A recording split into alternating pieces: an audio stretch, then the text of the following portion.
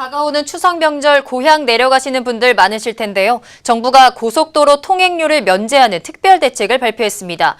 관련 정보와 추석 예상 교통량까지 자세한 소식 취재기자 연결해 알아보겠습니다. 송지원 기자. 네, 보도국입니다. 네, 우선 가장 먼저 눈에 띄는 것은 고속도로 통행료가 면제된다는 건데요. 연휴 내내 적용되는 겁니까? 네, 그런 것은 아닙니다. 다음 달 3일부터 5일 총 3일간 고속도로 통행료가 면제됩니다. 이렇게 명절에 전 구간 고속도로 통행료를 면제하는 것은 사상 처음인데요.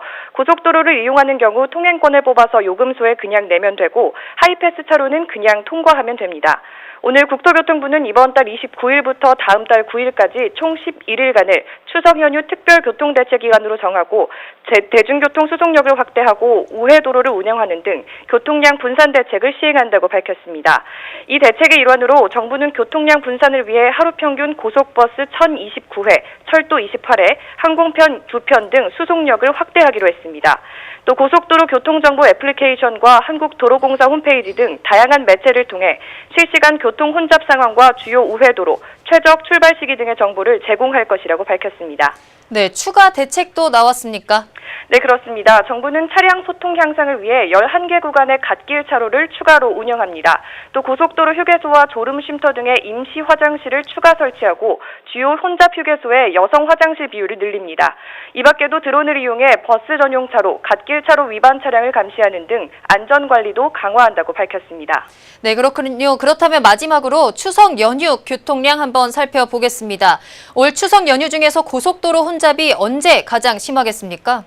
네, 올 추석 연휴의 귀성길은 다음 달 3일 오전, 귀경길은 4일 오후가 가장 막힐 것으로 보입니다. 한국교통연구원의 교통수요조사 결과에 따르면 이번 추석 연휴 기간에 이동할 것으로 예상되는 인원은 총 3,717만 명인데요. 지난해와 비교하면 3,539만 명으로 5%가량 늘었지만 긴 연휴 덕분에 이동량이 분산되면서 하루 평균 이동 인원은 작년 590만 명보다 감소할 것으로 보입니다. 좀 더 자세히 살펴보면 서울에서 부산까지 6시간, 서서울에서 목포까지 5시간 40분이 소요될 것으로 예상됩니다.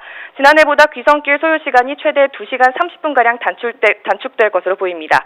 하지만 연휴 막바지에는 귀경과 나들이 차량이 몰리면서 지난해보다 소요 시간이 평균 최대 25분가량 늘어날 것으로 국토부는 예상했습니다. 네, 여기까지 듣겠습니다. 지금까지 송지원 기자였습니다.